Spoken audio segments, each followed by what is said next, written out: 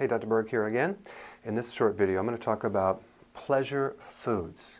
So if we look below the cravings, we really have a situation where people live for pleasure sensations, okay?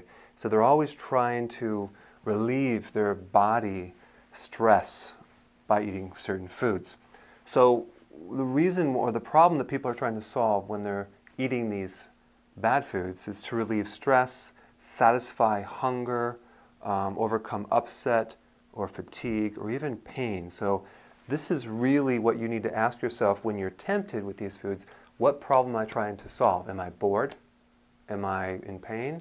And try to fix the real problem instead of trying to cover it up with foods.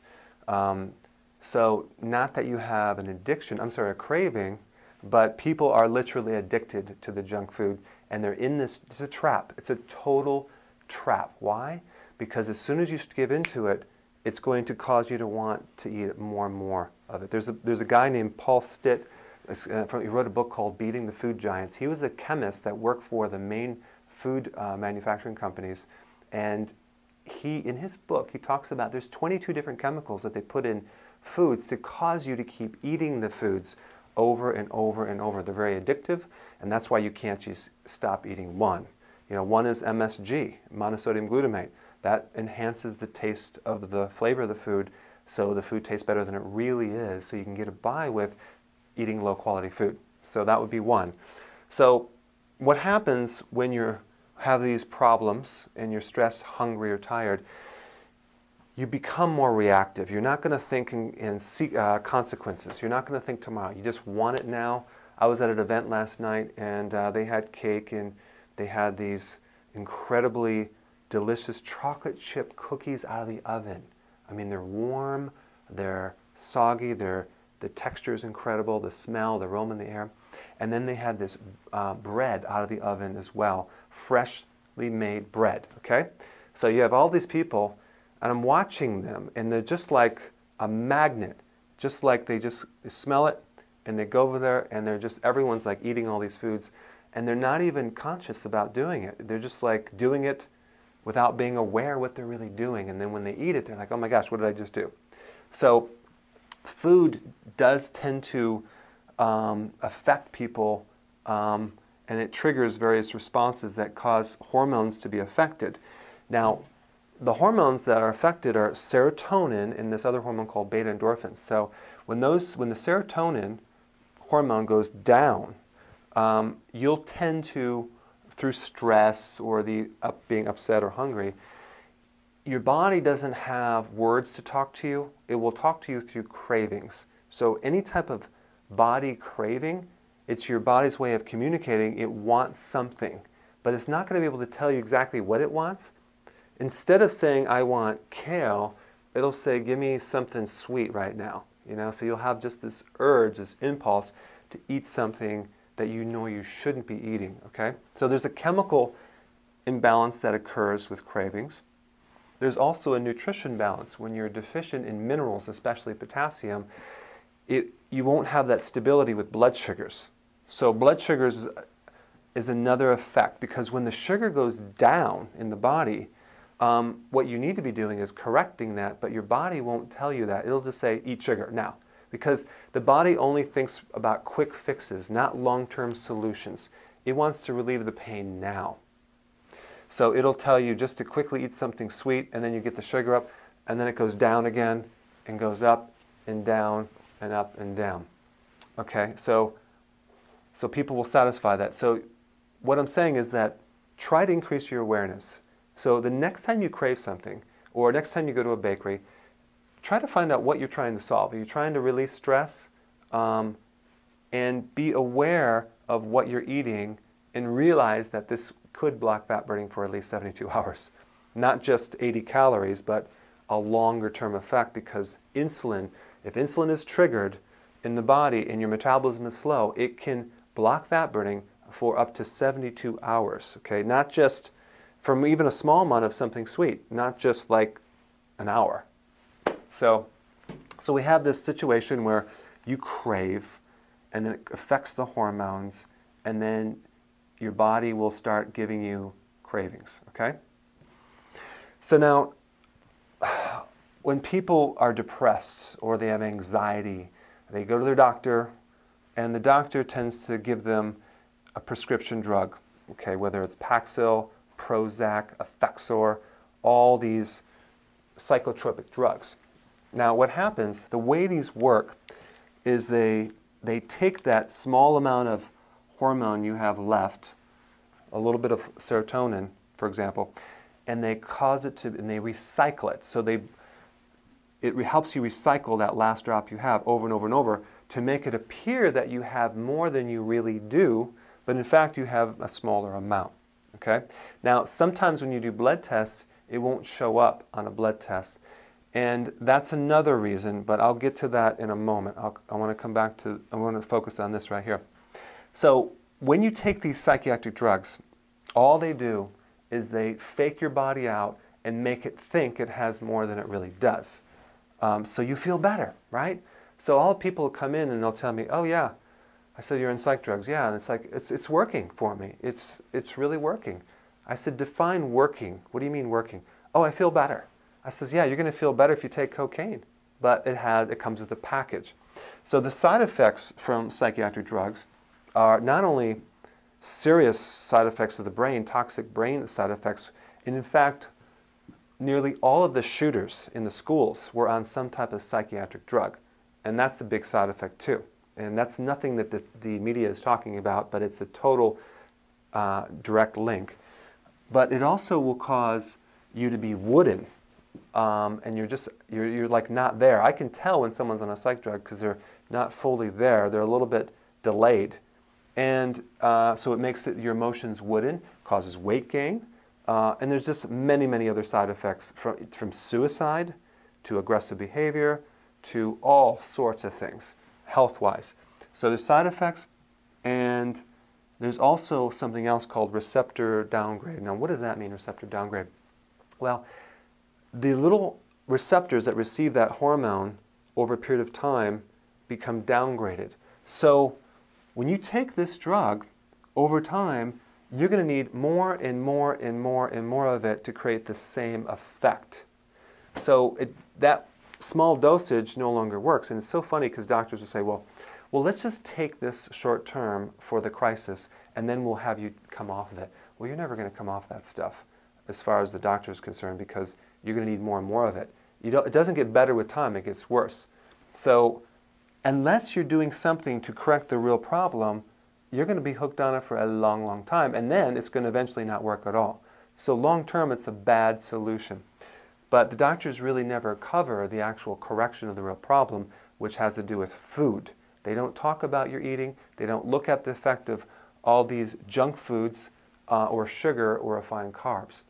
In fact, one of the things that will affect serotonin is grains, specifically the gluten. Gluten is the protein of the grain. That's the thing that's creating so many allergies and all sorts of diseases like celiac and iliac sprue and diverticulitis. All these digestive, painful problems come from the gluten in the grain. And it also creates depression and all sorts of anxiety. So there's a lot of side effects with gluten. But the reason why wheat is bad for you is because not only does it turn into sugar, but that gluten breaks down into your stomach into a small protein that can cross the blood-brain barrier. It goes up into the brain, and it starts to affect your chemistry because it goes in the receptors, the opiate receptors, the morphine receptors in your brain. So you're talking like wheat is acting like a drug in your brain. And that's why there's so much pleasure in wheat and bread, and this is why people are addicted to it. So it does affect your mental state. And in kids, it can actually create the reverse effect and create hyperactivity, ADD, brain fog, memory problems. Oh my gosh. So when I see people too, even with psoriasis all over their arm, all I do is I get them off the gluten and boom, it clears right up. So it has a lot of effects. So if you don't believe me, try to just get it out of your diet for a week and just see how much better you feel. From arthritis to allergies to digestion. I mean, I used to live on bread. I remember one day driving the back seat of this cab and I bought this huge roll of French bread. I downed that whole thing and it didn't satisfy me. I could keep eating it over and over and over. So very low nutrients, very high in carb, and I started developing a pizza crust around my waist. But I used to live on that bread, and when I stopped that bread, oh my gosh, all my digestive problems cleared up. So bread, sugar does trigger serotonin, and then it comes up and it comes down, up and down, up and down. That's why it's a pleasurable thing. So it's a trap though, because these pleasure foods end up being pain foods down the road. Not just in digestive pain and arthritis, but being fat and being tired and having a lot of health problems. Okay, so if you tell people to not eat this food, it's very difficult sometimes because they are addicted. So the question is, how do we overcome depriving ourselves? Because it's like, oh yeah, I'm going to deprive you of pleasure. I'm saying you can't eat this anymore. It's not going to work long term. So how do we handle the pleasure of these grains with some? We have to give them a substitute, basically. So the substitute, what I recommend, is some foods that will create a neutral effect or a positive effect. Eating salad or eating kale is not very pleasurable. Okay, you cannot live on lettuce for the rest of your life unless you have something else with it. You can't live on pure lettuce, but probably I could, but no one else could. So what we want to do is we want to consume, so it has to be the fats, okay?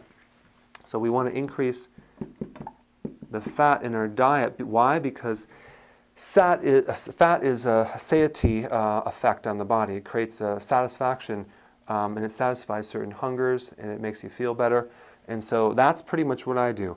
And I'm talking about the healthy fats, and that would be like an egg yolk, maybe some animal proteins, some nuts, peanut butter, those type of things. Even certain types of butter, like not certain types, but just butter, cooking in butter. All that is very, very, very good to actually replace the carbohydrate effect of what this is going about right here. So we want to increase fat. There's various recipes that I have on my website that you can consume. Make brownies with butter and maybe egg versus grain and sugar, okay? And you can use substitute sugars and alternative things, but we have to be conscious about what we're doing. We have to use substitutes, and we also need to focus on being objective. Like, listen, there's a lot of pleasure in being healthy. There's a lot of pleasure in working out and having energy from that. I'm 48 years old. I've been really taking care of my body for a long time and building up my health. My body gives me a lot of pleasure. Why? Because I invest in it, I take care of it, I get it healthy, I wake up, I feel energetic. Through the whole day, I feel great. I exercise, I feel good from that. I don't have the fatigue that I did before. So there's a lot of pleasure in having health and being aesthetic, because one thing that these pleasure foods make you look very unhealthy. You're not sexy anymore, you have this fat roll around your waist. How much pleasure do you get when you look at yourself in the mirror? Not very much. So look for the long-term pleasure of liking your body and enjoying that. But short-term, we want to think, okay, what can we use as substitutes? And then we also have to increase the nutrients in our foods to heal our bodies as well. So what's the moral of the story? Realize that these pleasure foods end up being painful foods. It's a trap because food manufacturing companies chemically manipulate your hormones and keep you addictive to keep selling more of these products. There is no profit in curing you, and that's why drugs only last for a certain amount of time, 24 hours, and you have to keep taking them. There's no research that's going to cure you. Doctors don't spend a lot of time in educating you about the foods because there's no profit in fixing the problem. It's much better putting you on a drug and keeping you on that for the rest of your life. It's a business. So look through the whole thing where, oh, this is science and this is scientific medicine or this is science-based medicine. That's bogus. It's basically drug medicine. There's no science in it. It's about covering up your symptoms to keep you feeling better temporarily. Okay, and I'm not against drugs. I mean, if you cut off my arm right now, I will take an aspirin or a stronger drug. or if I have a kidney stone, I will take something. But with something like this, you want to look at the foods. Okay, so apply this information, and I'll see you in the next video.